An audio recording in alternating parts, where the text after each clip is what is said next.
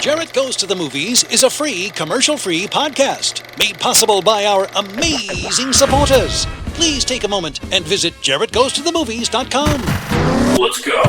Click Support Us and see how you can unlock tons of exclusive content, be a part of the show, and much more for as little as $1 a month.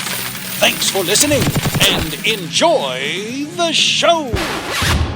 Oh, and listener discretion is advised. Greetings, everyone! My name is Jarrett Reddick, and this is a podcast. It's called Jarrett Goes to the Movies. Each week, we get together and talk about a movie that we watched that week, plus whatever the hell else is on our minds. And we're glad you're here. By 1979, we were really a West Coast operation. We'd opened stores all the way from Seattle to San Diego. And then we went over to Phoenix and Tempe. So a couple of guys came over and visited me, Hugh Sasaki and Aki Hanazawa. They said they wanted to start up Tower Records in Japan. These two gentlemen, Aki and Hugh, had come to Sacramento, met with Russ, and Russ would fall for any idea. And then they went back to Japan, and then a few weeks later, called up and said, come on over, we want to show you around. So they sent us a couple of tickets. We traveled all over Japan, saw the sights, saw the existing record retailers over there. One guy up in Sapporo, which was a little island on the northern border of Japan, I think had stolen the name Tower Records and literally had a Tower Records store. We said, oh, no. So we went up and we saw that. That's not very nice. You've stolen our name. You shouldn't have done that. But at least if we open our wholesale operation here, will you let us sell you the imported records? And you guys run it. So that's how it started. Russ was always enthusiastic about something new. Everybody else on the record side hated it. They were all, we're an American record company. We sell, retail in America. They didn't know anything about Japan. Russ didn't have any kind of attitude like that. And they had no desire to do it. They didn't care. It was just one of Russ's little projects. I was just a nobody receiving clerk. And I said, hell, I'll help you out, whatever you want to do. Our job at Tower Broadway was we would pull the records out of stock from Broadway and ship them to Japan. And that's when I first got involved with Russ, because I was the shipping and receiving clerk, making probably $5 an hour. That's how Russ and I became friends, because actually nobody else would help him. Yeah, I like this story a bunch. I like the fact that they go over there. It's like, oh, you're called Tower Records. I like his response. That's not very nice. Yeah, you shouldn't have done that. You shouldn't have done that. I'm disappointed in you. But at the same time, it's another country. We'll make it work. Who gives a shit? You know what I mean? Like, I don't know. I mean, like, that whole thing was crazy. And then what happens is that the wholesale thing goes to shit, and they end up just going over and opening one. Now, I'm going to tell you a Bowling for Soup claim to fame. We did an in-store at Tower Records in Japan, and I tried to find the photo so I could tell you which one, and I'm so sorry that I don't know, but it was the biggest one they've ever had at this particular store. It was 3 stories, and you literally could not put another person in the fucking place. It was just me and Eric up there playing acoustic, and there were people down the aisles, like, it just crammed in there. Did you know that you had a following like that in Japan? We knew that we were doing okay there. We didn't really know. You never know till you get there, It's well, and I wondered if there was because they mention in this film, and I think we kind of know from Levi's and Nikes and all this stuff. They like America. They love American stuff, so, that an American band, regardless of who it was, was going to be there. So is there a sense of like, and I'm being dead serious, like in other countries that like love the American music and stuff, like, is being from Texas like even more American? 100%. Yeah, and in fact, that not necessarily Japan or any of the in countries English speaking places though, like Canada, South Africa, the UK. Yeah, because even in the UK, when people go, "Where are you from?" You're like, "Texas." They're like, "Oh shit! Oh shit!" They'll cows and everybody always goes Dallas, and you're like, "How do you remember that fucking show?" You know what I mean? Like that was on in the 70s.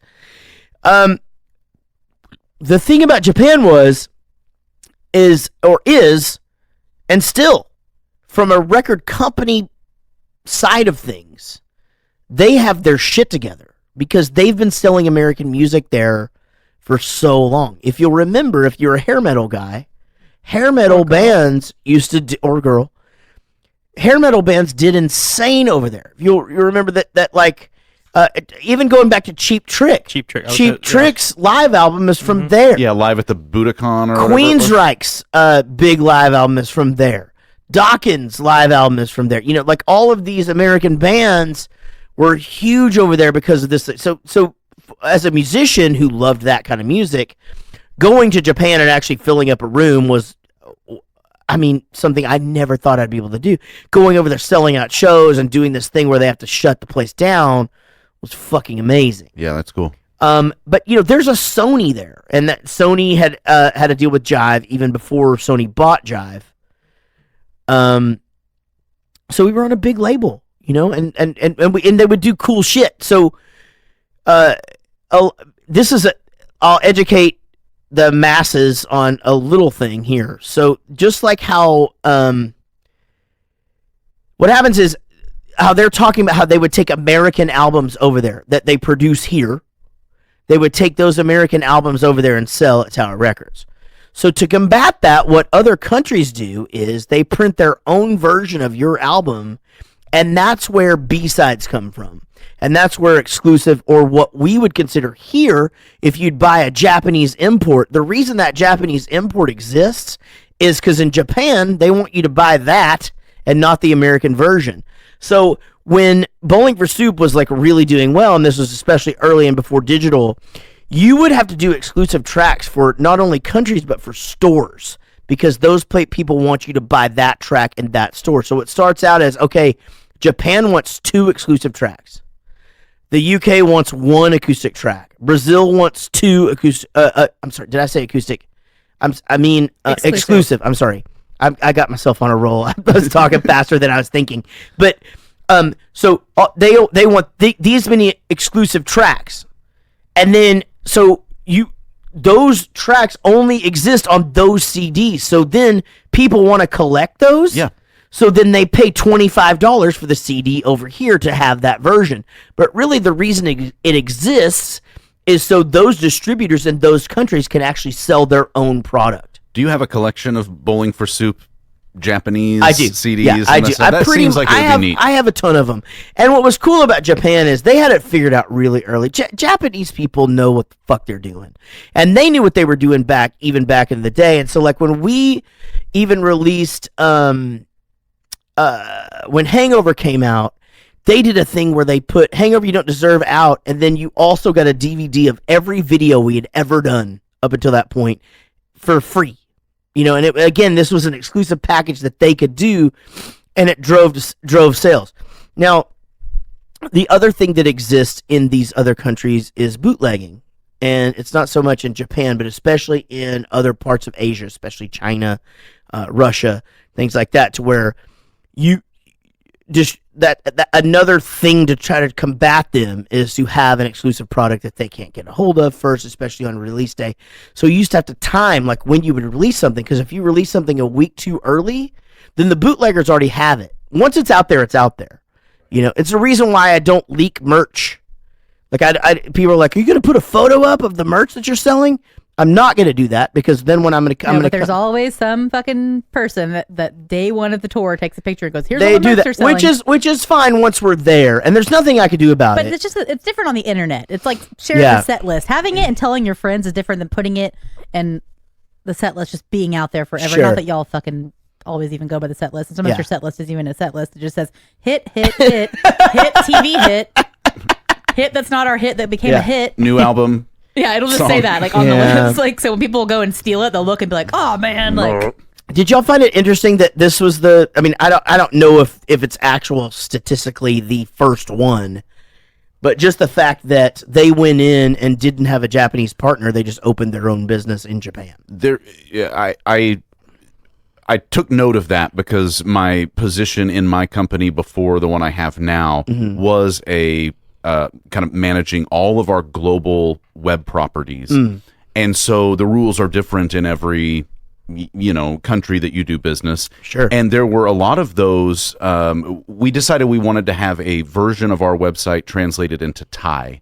because we were expanding into that market, and we wanted a presence in Thailand, in language, local, everything.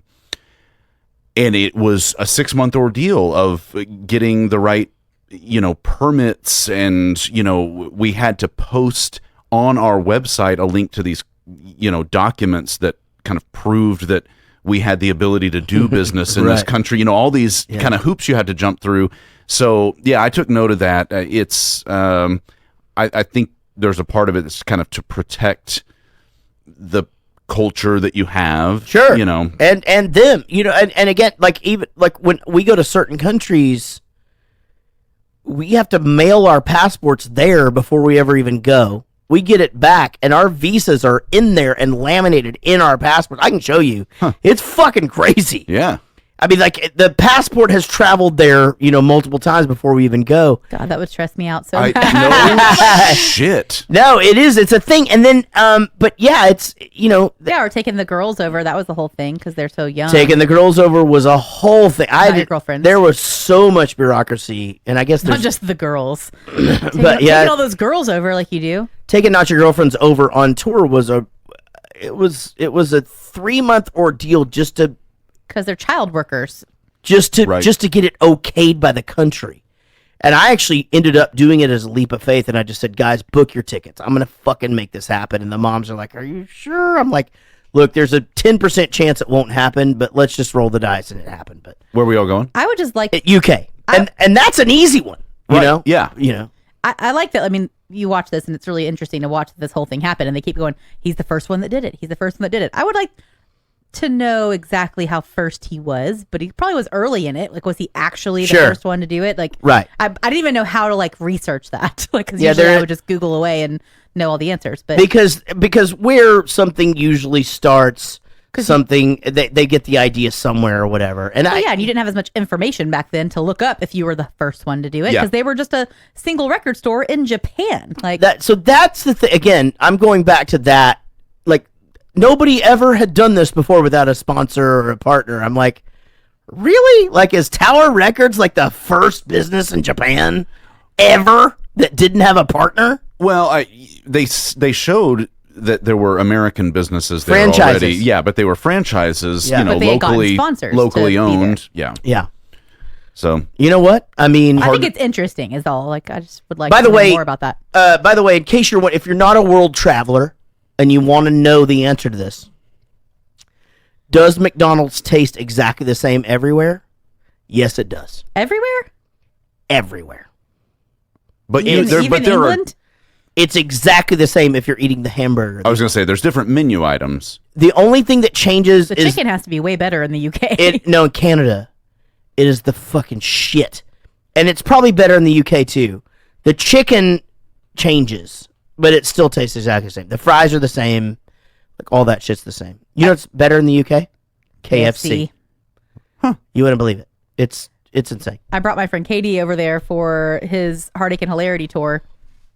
She's a half-ass vegetarian, most of the time is. So sometimes she doesn't like it. It's not that she doesn't. It's not moral. A moral stance situation. on it. But we went. I think we ordered Domino's or Pizza Hut or something, and we got some boneless chicken wings. And I'm like, you got to eat this fucking chicken. She's like, I'm not eating this chicken. I'm like, just take a bite of the fucking chicken. She's like, she only ate pasta and red sauce the whole time we were there because she's thinks she's gonna get sick. She's in Mexico. I don't know why.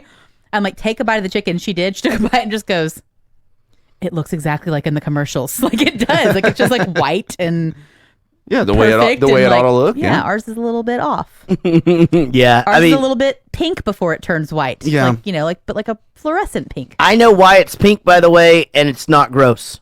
It's not because they just grind up little chickens. I saw that video. It is not. No, and in fact, I learned this from your stepdad, and this is true. If y'all want me to break the grossness of it, I'll do it right this minute. Have you seen the chicken video? No. They do not just grind any of the stuff up, and that's not why it's pink. Do you want to know why it's pink or not? Okay.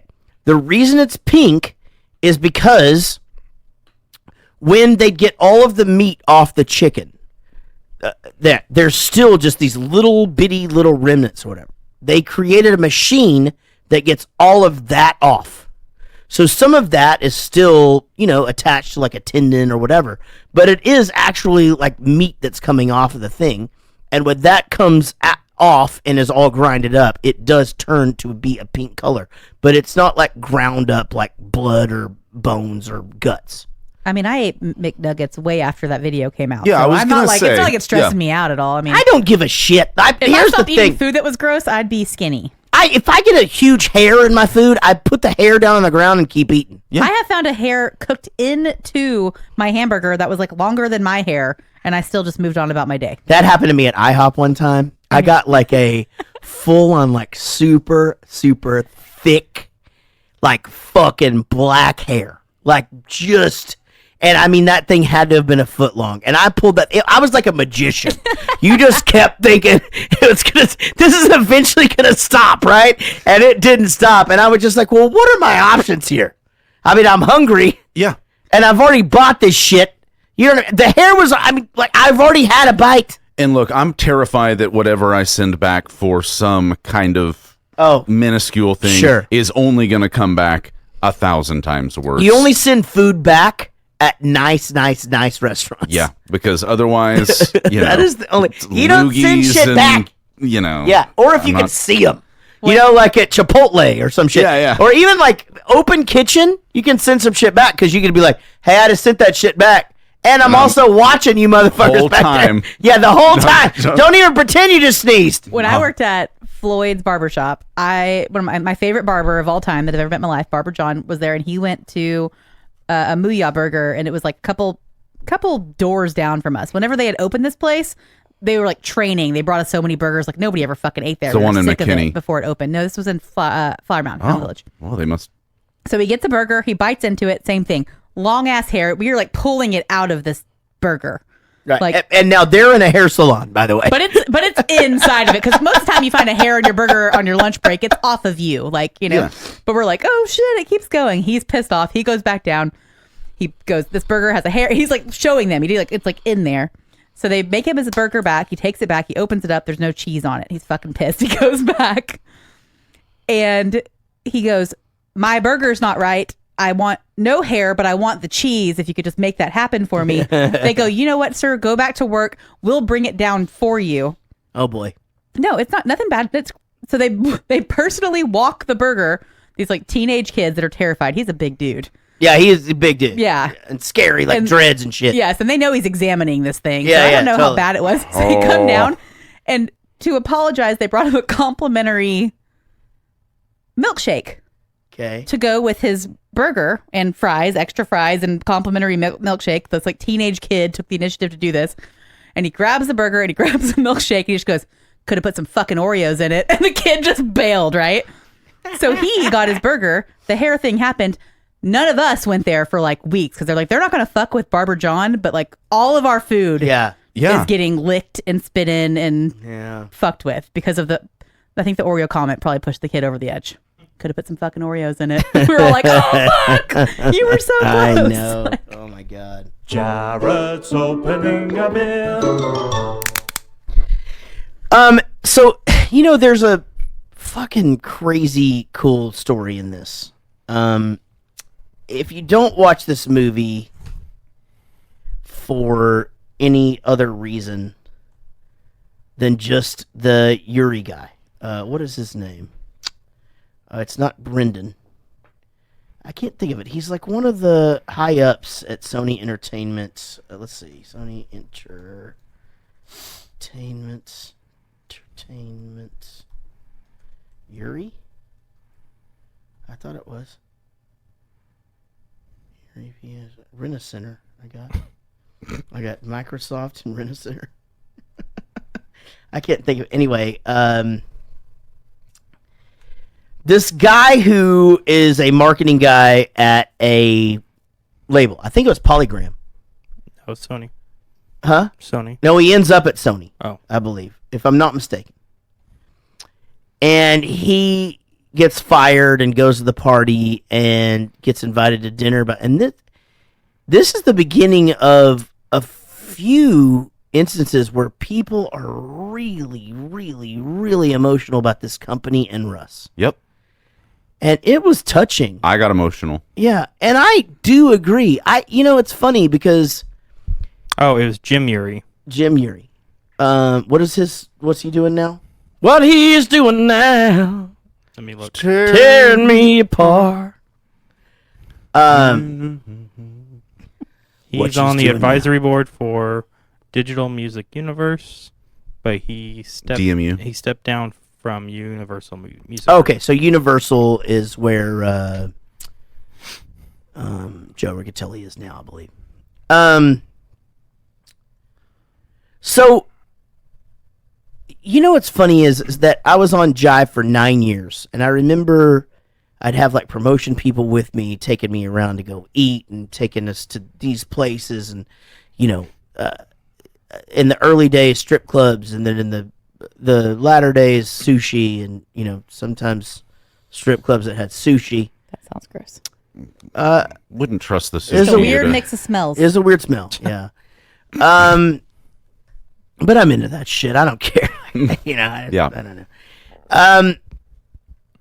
But I remember I would say to so many of them sometimes, like, we'd be hanging out and I'd be like, and I try not to be this way, but that your ride is at some point is going to be over, or theirs is. And you have some drinks and you're like, hey, are we friends? Like, when this is all over, like, let's say I get dropped, like, you gonna call me, kind of thing. And vice versa. So there are label people that got fired. There's radio people in my life that got fired. I got dropped. There's a handful of those relationships that stayed. But there's so many of those relationships that I thought were different that to that person isn't. Yeah. And you just it's hard. It's like sometimes when you look at people that are in an industry like this and they're just taking care of themselves and people think they're dicks. From my standpoint, sometimes I am just like, yeah, I get it. You've got to be that way, right? Sometimes to survive. I think so. Well, I played the nice guy, and I think it I think it made me a bunch of friends, but I also don't think that. I think that there's some areas where I probably could have been more successful, or at least more, I don't know, successful. I'm not fucking mad about the success of my band. I that's not even a thing. I don't know. You could have been strategic, but you decided to. I could have been more strategic, but instead I was always really nice. Always.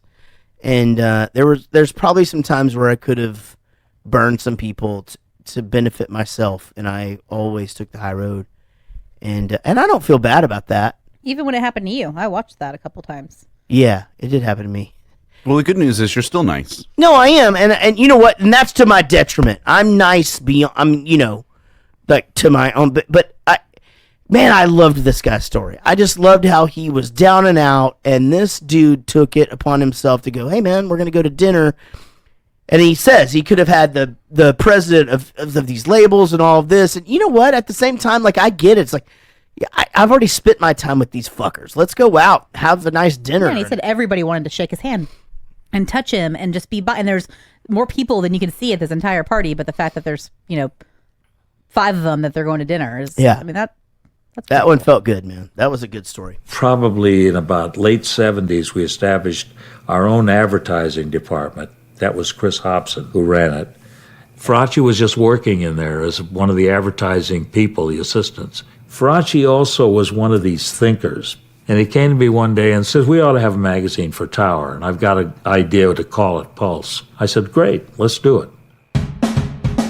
Working with Chris, we kind of hammered out this way that the magazine would exist, and when people advertised in it, they would get a sale price in the store, positioning in a rack, just the things that really kind of gave it the teeth.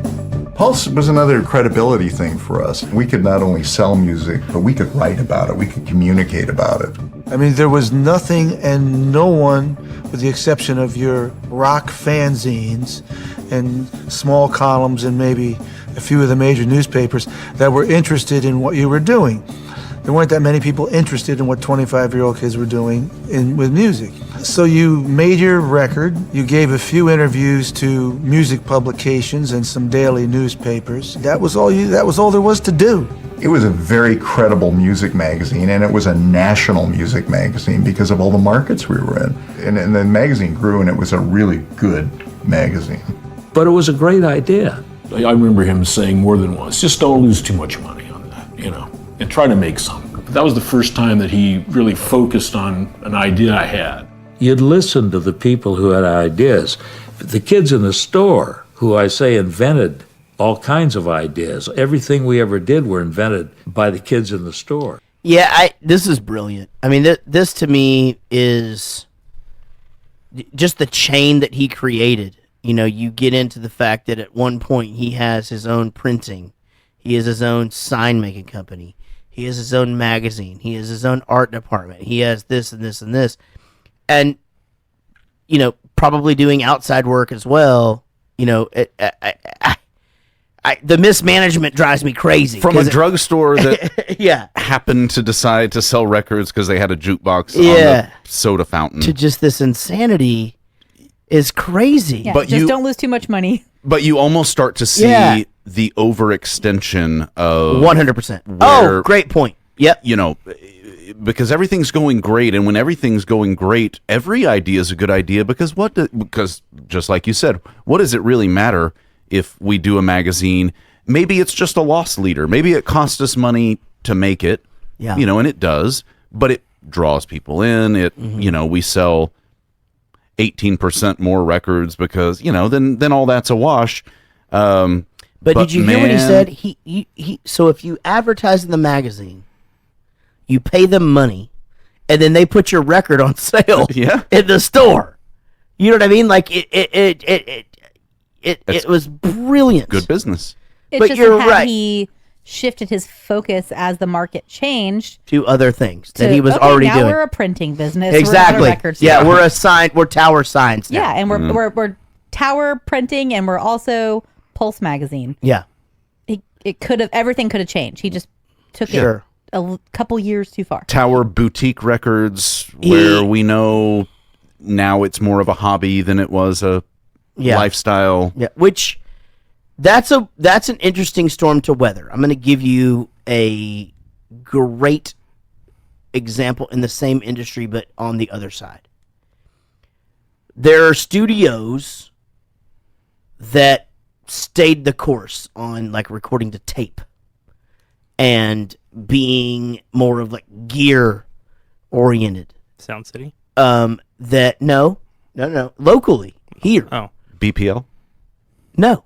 But there are studios that stayed the course on all of these things and made it.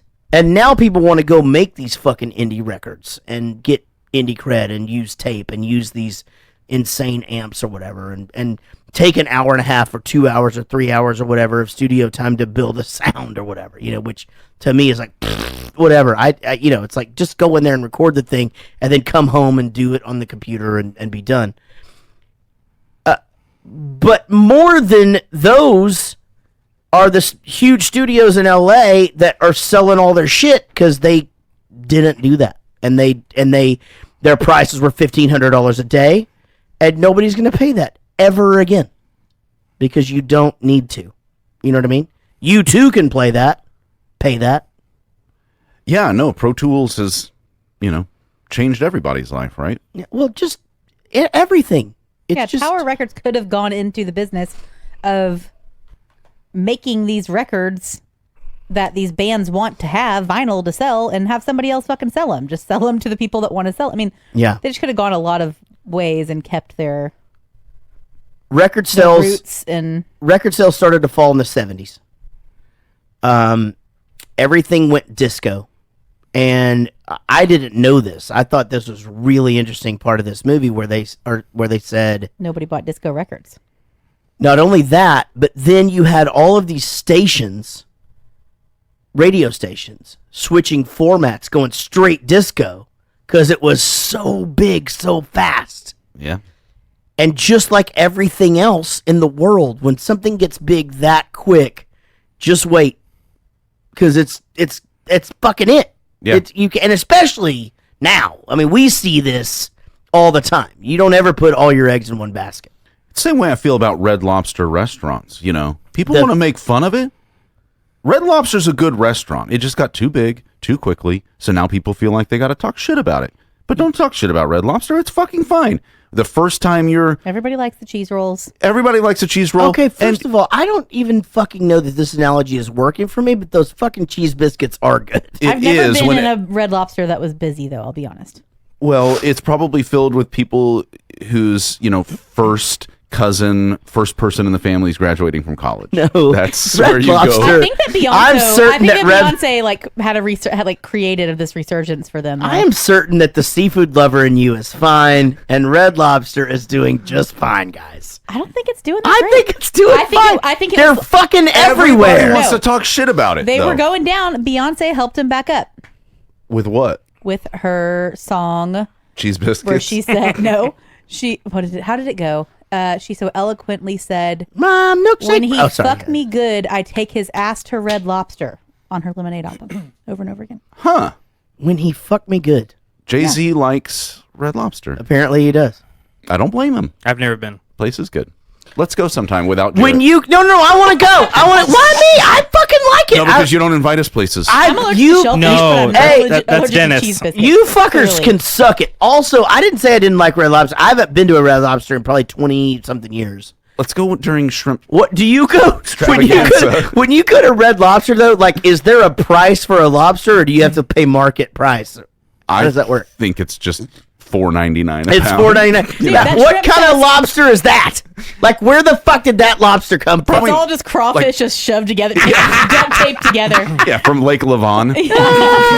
Everybody fucking got it with a string and some bacon out of a creek behind that place. Record sales are falling. Everything goes disco. The fucking radio stations are failing.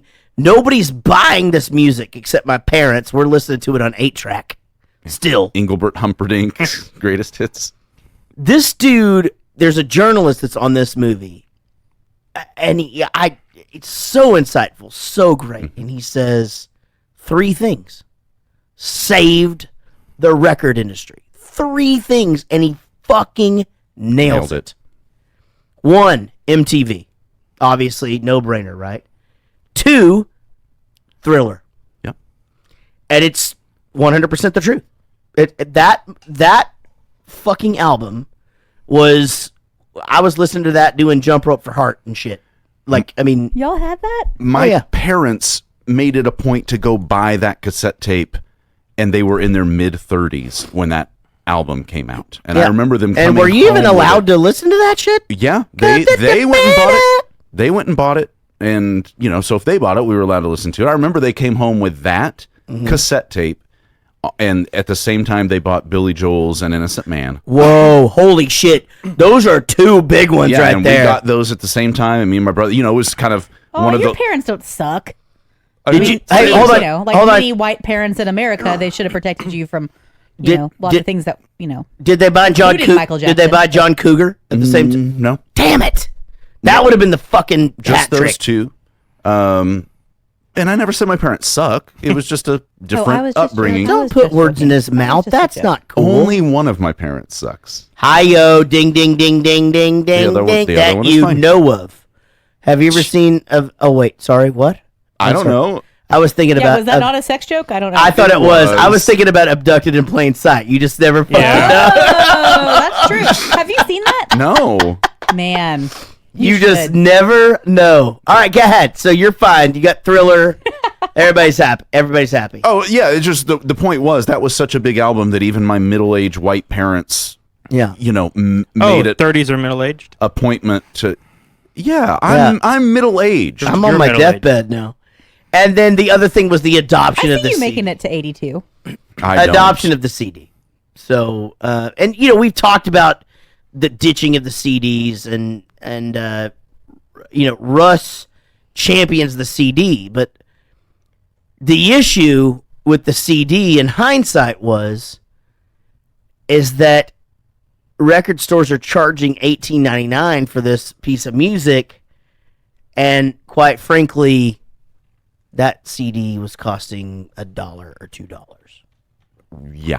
And basically, people caught on. Yeah, the market, at some point, when it wasn't as new anymore, the market caught on. They caught on, you know? You know that Bowling for Soup started in 94, and the first thing we did was make cassettes. You have one? I do have one. I don't have any way to play it, so I guess... Yeah, you can't have it. Yeah. You can look at it. No, you can buy a cassette player at freaking Urban Outfitters now. Liv from... you know? Retro. Yeah. No, it is. Liv from Not Your Girlfriend is like way into cassettes, and I threw all mine away, and she was like, oh, man, because I've got like all these punk rock cassettes. She's like way into it and shit. Now, they talk about CD listening stations, which were a huge deal. Casey even referenced that earlier. Yeah, you trade your little headphones and you'd listen to... The next big boom, which, again, Michael Jackson, Madonna, Hootie, they talk about Nirvana, just huge boom of... Yeah, music was still on MTV.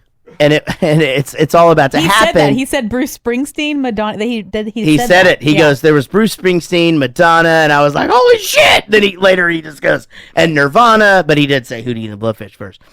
But here is, again, they start their own demise. They start their own demise by, charging for these albums, and again, sticking with this whole thing of no singles. Because I remember...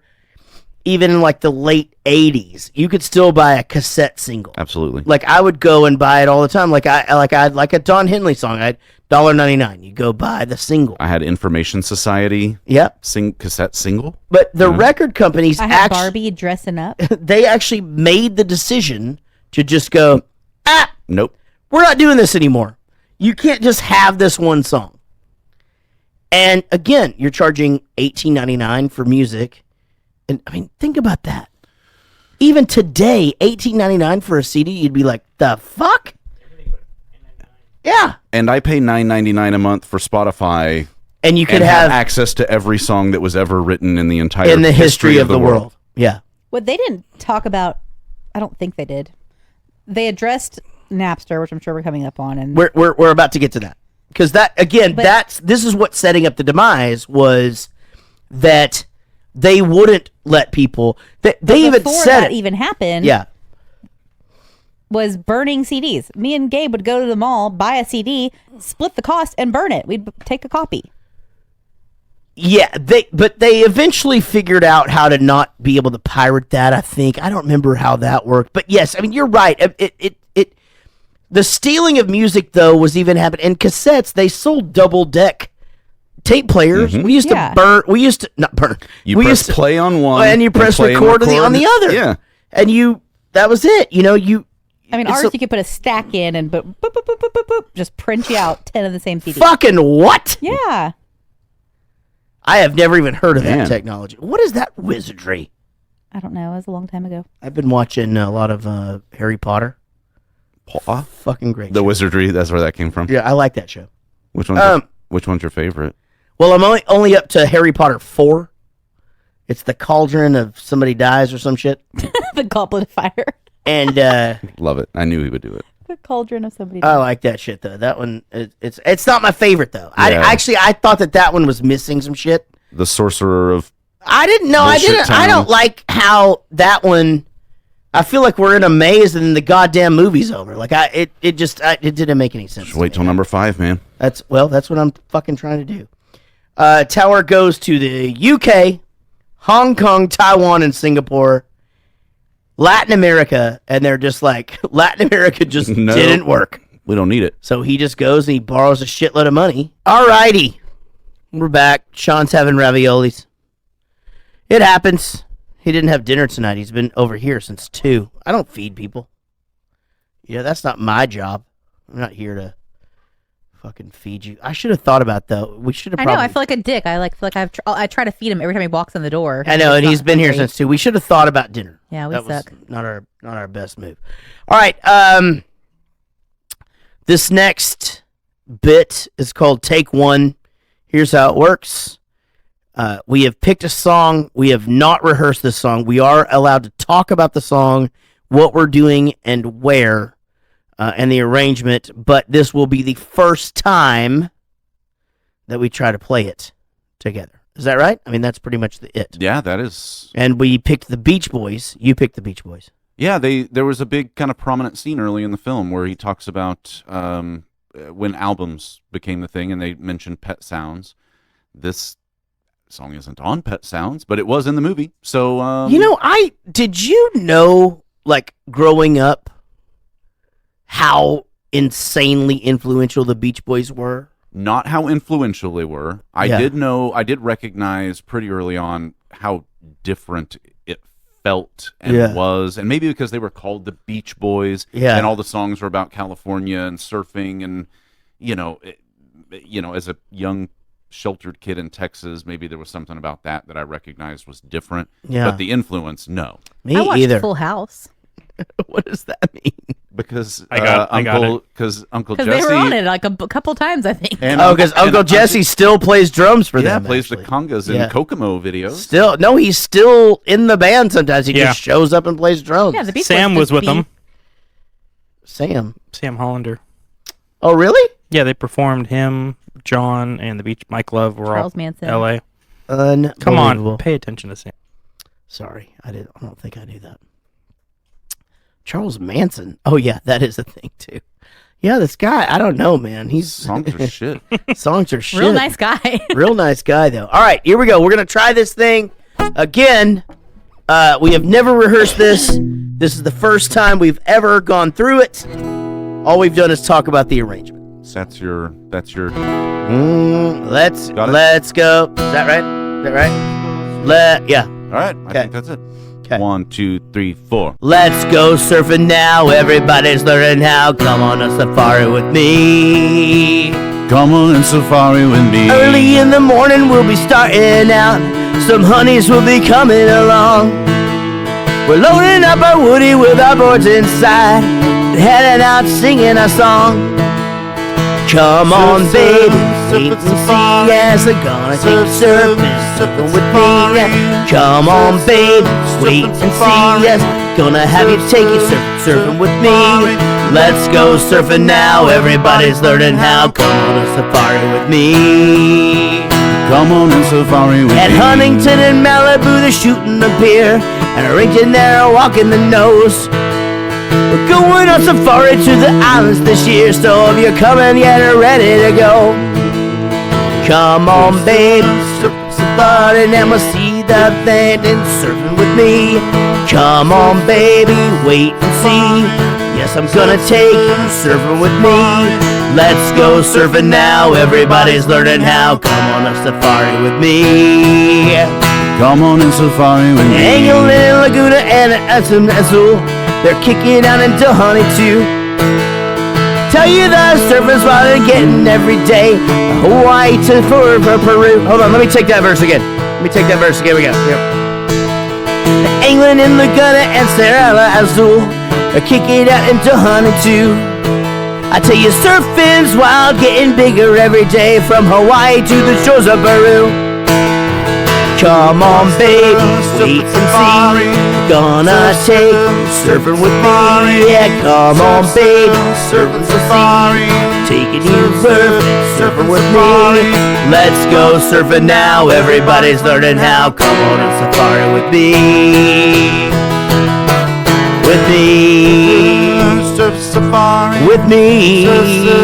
Surf safari. With me. With me. With me.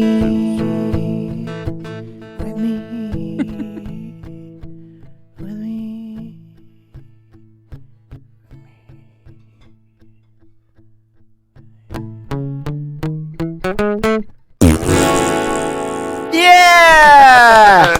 That was three pretty good ones in a row. Yeah. 3 in a row, ho. That's the hat trick. That felt good. That was a good one.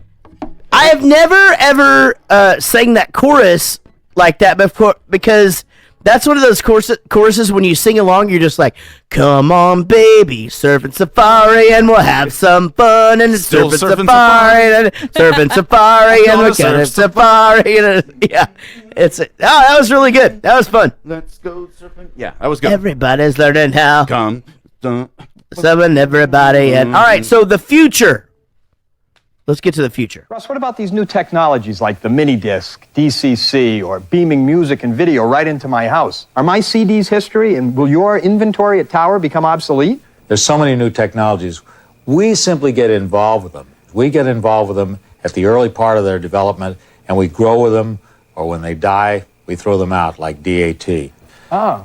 As for the whole concept of beaming something into one's home, that may come along someday, that's for sure, but it will come along over a long period of time, and we'll be able to deal with it and change our focus and change the way we do business to deal with the situation as it really is. As far as your CD collection, or our CD inventory for that matter, it's going to be around for a long, long time, believe me. You look back on all your mistakes and you make them, that's for sure. It catches up with you is what the truth of it is. Before you say anything about Jack Gallagher. I'm not going to say anything. I was going to throw it to you and tell you. He's actually a comedian. Oh, okay. Yeah. But he's also a TV personality. Well, he's loved. And he sold cheese and milk? He would do like the cheese commercials and milk commercials. Yeah, in Sacramento. Yeah. He sold the Sacramento cheese. The well, CDs are gone and dairy's bad for you now. So you know, do we have anything to worry about with streaming music? No, nothing at all. No, nothing will ever change all of us buying CDs. You know what? It into your house. You know what I thought about here? So sorry. I realize it's too late for me to be yawning, but you know what I thought about here was the fact that when records came out, okay, records had a solid 30-plus year run, right? 8-tracks were kind of a thing, but still people were buying albums. 8-tracks were a thing because you could have it in your car. Yeah. Cassettes come along.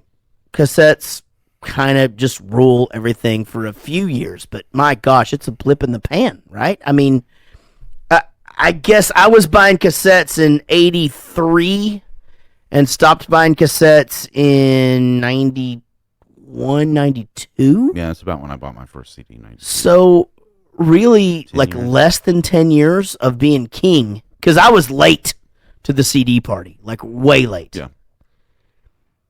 And I guess you would though think like this is digital, that it's not going to get any better than this. You know, what is the alternative to this? There's got to be something else that's going to come along and last 30 years. But what we've learned now in 2019, nothing comes along and lasts 30 years anymore. It doesn't, but you know, nothing's better sound quality wise than the CD. I mean, there's lossless audio, you know, versions out there.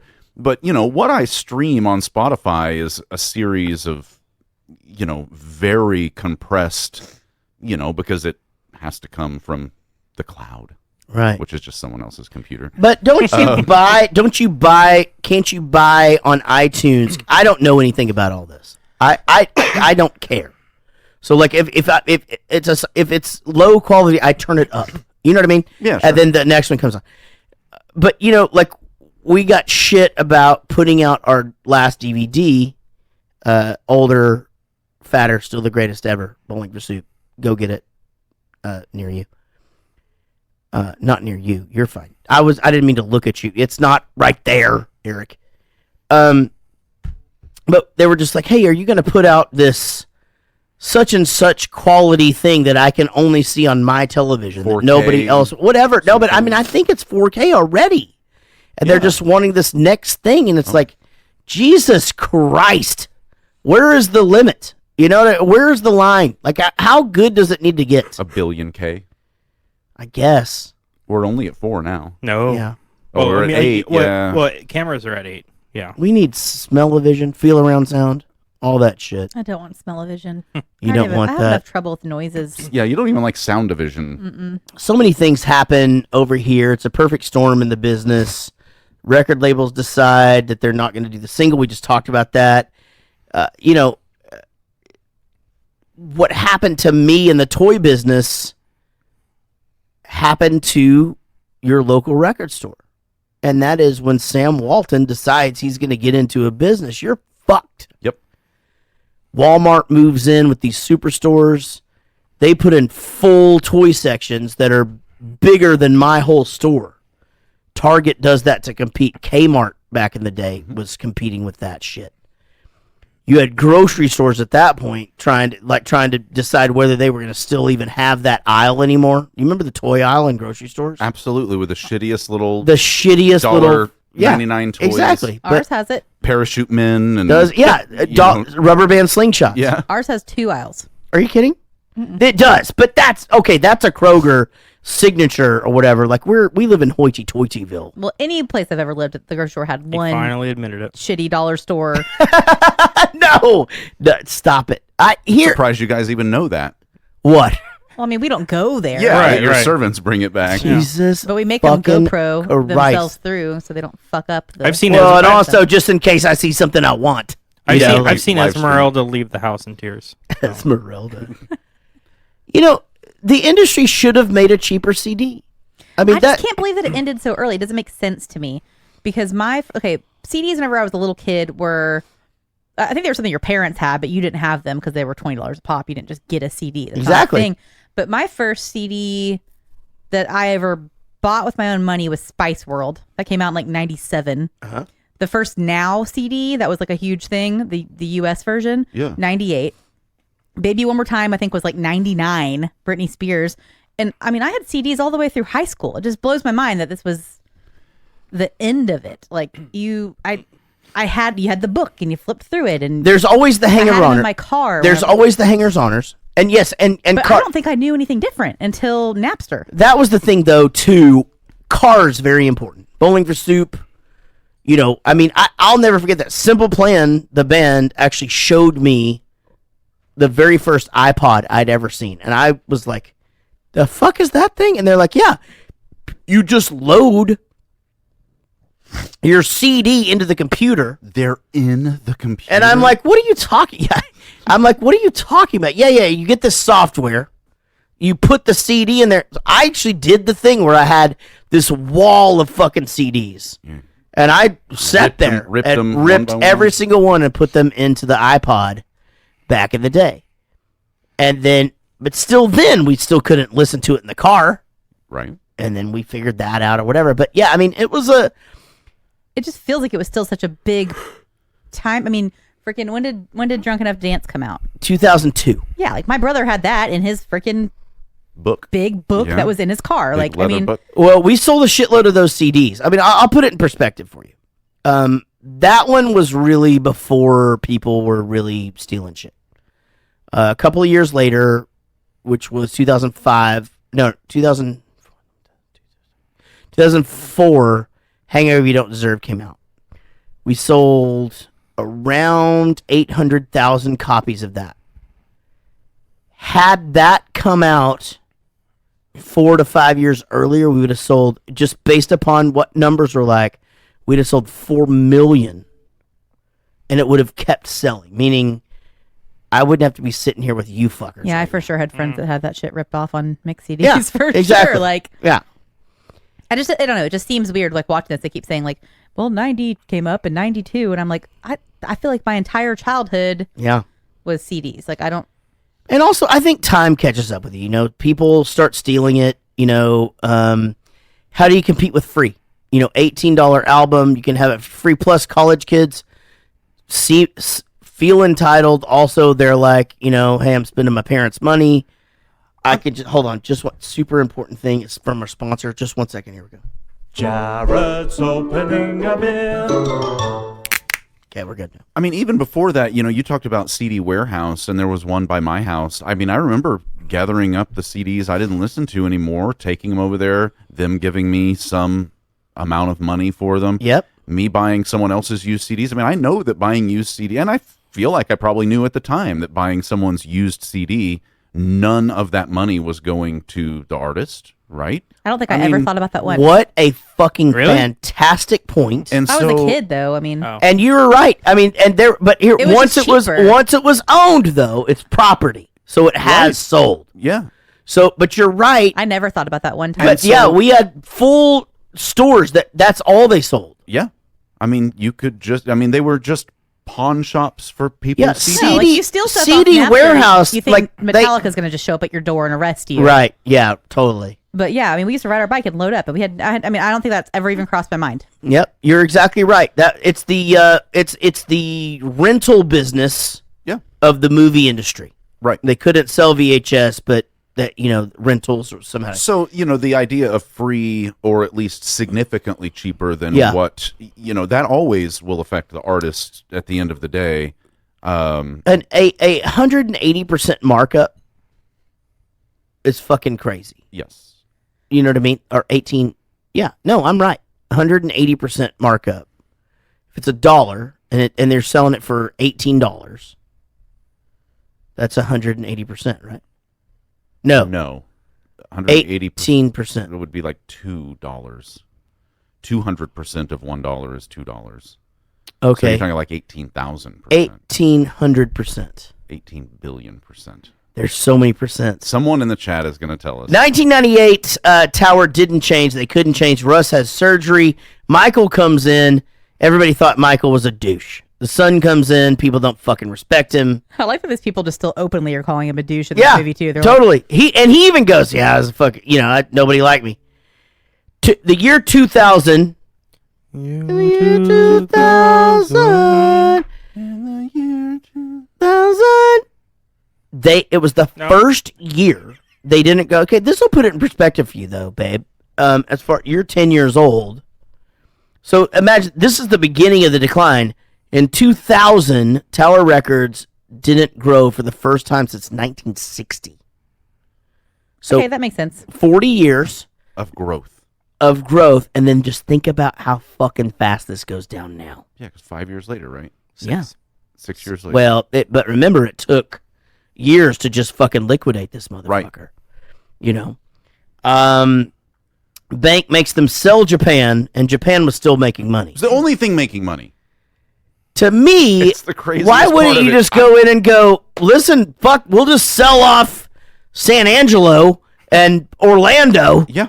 And all these other ones that aren't making money. Let's sell those fuckers off, liquidate the shit out of that, ship all that inventory down to Latin America, close all those stores down, sell everything penny to the dollar, whatever, just get rid of all it, liquidate it, and then let's run California and Japan. Because the bank wasn't waiting for that shit. They said, sell Japan. Well, you owe us too much money. It's so crazy, though. That's and what even happened. supply lines, California, Japan, you're super close together. The bank sold Japan. It was an exactly. easy sell. No, I agree. Yeah. And that's, it sucks. Yeah, the bank has a responsibility to come in and say, what is the only thing that we can get money for? They didn't give a shit about saving the company. Fuck no. No, and they never do. They had expanded too fast. They all admit that. And I think companies make that mistake a lot, where you've expanded so much and you're being successful, and then you just get too big for your britches, and you think it's never going to end. And unfortunately, they should have redirected their focus a few years before. Actually. Exactly, yeah. And that's it. And then Bud dies of leukemia, and that's a big deal. They had already fired him, and the vibe is changing as we go to the next clip. When the bank started putting pressure on the company and insisting that we hire a restructuring officer to run the company, my father became very upset. The bank broke me that news. And I said, I don't think it's a good idea. They said, well, this is your choice. You either bring in new management or we don't loan you the money. So you say, okay, we need the money. We have to have the money or we can't operate at all. So, okay, we'll try to bring in new management. Mike goes down to hire this woman, Betsy Burton. He wants to hire her. Again, these new bodies were in. I think it was Betsy. I didn't even know what was going on in the company at the time. Her idea was to spend all this marketing money on branding. And you're just going, why are you going to spend this money on branding? We're already established as a brand. What you need is retail ads. You need ads that are going to move product. You need to move product. That's the bottom line. And then she closed down Pulse magazine. Losing Pulse, firing 30 or 40 employees was heartbreaking. If I ever came close to wanting to kill somebody with my hands, it was her. Yeah, he didn't like her. So Pulse closes. 30 or 40 employees. Print shop that they had just for Tower Records, it closes, 40 to 50 employees. The sign shop that they had, which I realize that that's the same as print shop, but he does say they had a sign shop and a print shop, so I'm not sure what the two things are. So that kind of lines up with how Mike was saying. He left. He was only there for about 10 years, so he probably got out right before all this happened, because he was in that sign print shop area in the art department. 40 to 50 employees again. This Betsy comes in and says, I'm going to be this visionary. We need a visionary. And it's just like, you know what? I mean, I'm looking back on it right now, and I'm going, why the fuck didn't you just put Tower Records shirts and Gadzooks and fucking and Hot Topic? Yeah. Like you, again, she's trying to create this brand. You have a brand. You have this logo that's brand is as recognizable as Red Lobster. Less. Do you know what the logo for Red Lobster looks like? It's a red lobster. No, you don't. It's literally a red lobster with a lobster in the middle of it. Don't even. You couldn't draw it. You could draw the Tower Records. I can't draw. Period. So 2004, they just start cleaning house. So 4 years after they have their very first loss, You can buy Tower Record t-shirts. Not at even Target a loss, just not growth. right now. Yeah, well, that's his estate still making money, so good for him. Yeah, not a loss. You're right. Not even a loss. They just didn't grow that. They just didn't grow that year, and 4 years fucking later, they're in bankruptcy and everybody's getting fired. Christ Almighty! Wow, that's how shit works, though, man. That's what happens. That's what happens, guys. This movie is fucking sad. It really is. It's fucking crazy sad. And I'm part of the problem. I already admitted to the, reselling CDs. I know I have plenty of musician friends. You're not the only one. And I know that paying $10 a month to Spotify to listen to every song ever is extremely convenient for me and very cost effective for me. But that does not benefit the people who created this art in any possible way at all. It does more than it did when we were all on labels. When we were all on labels, 3% of the musicians got 95% of the money. So, you go back to even if you just get into publishing things like ASCAP BMI, all that money's going to Lady Gaga. And she deserves it. She should get that money. But when they're polling at places or whatever and being like, hey, what are the things that you played on your jukebox or whatever?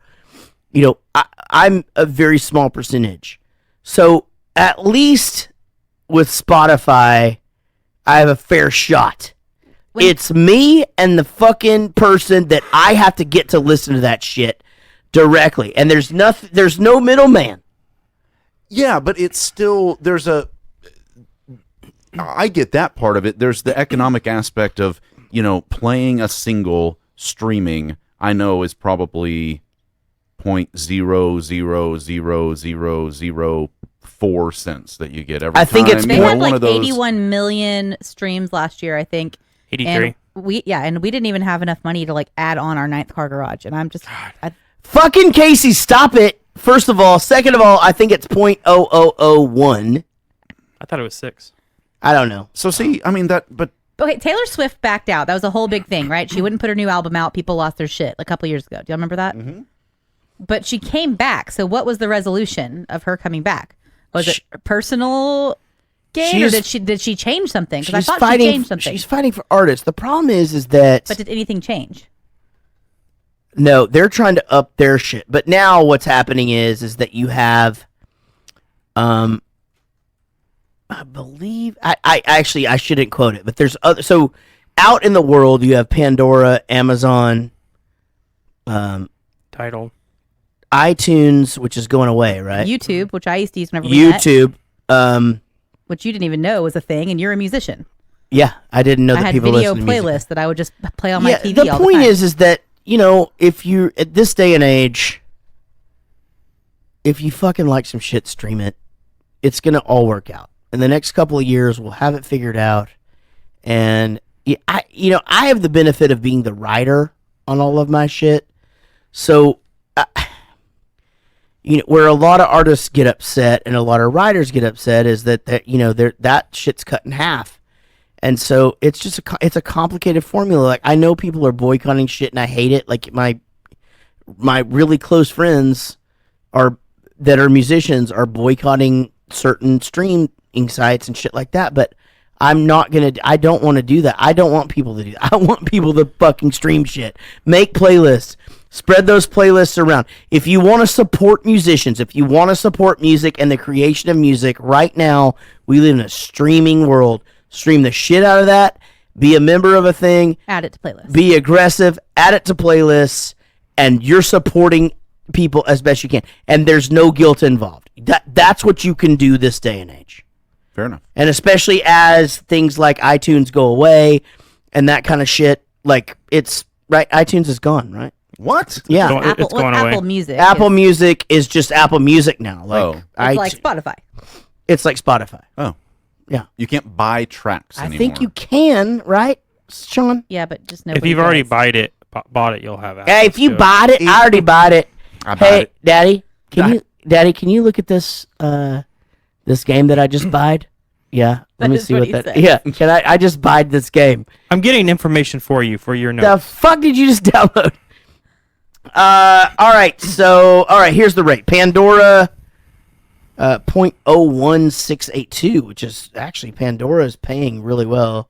YouTube 0.000 yes. 3 O's. 00074, Apple 00783, Tidal, which I don't even know what that is. That's the high-end Jay-Z's company. Uncompressed FLAC files. 01284, and then Spotify 0038.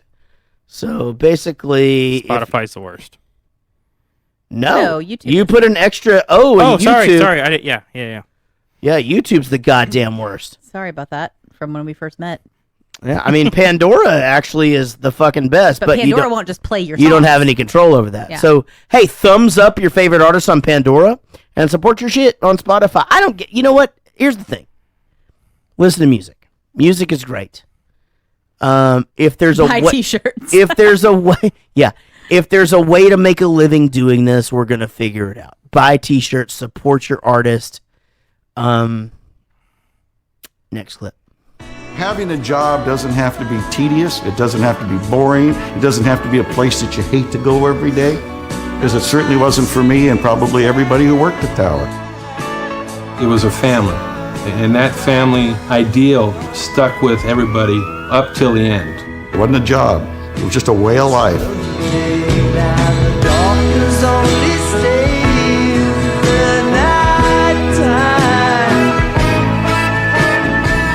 I think Tower, to me, was a vision of one person who knew what they wanted to give to the world or offer to the world, and us spending 30 years both following and trying to refine that vision. We were part of people's lives because music was part of people's lives. It was the music that was meaningful to young people's lives. To everybody, really, but mostly young people. And we were how they got it. What's the matter? You run out of questions?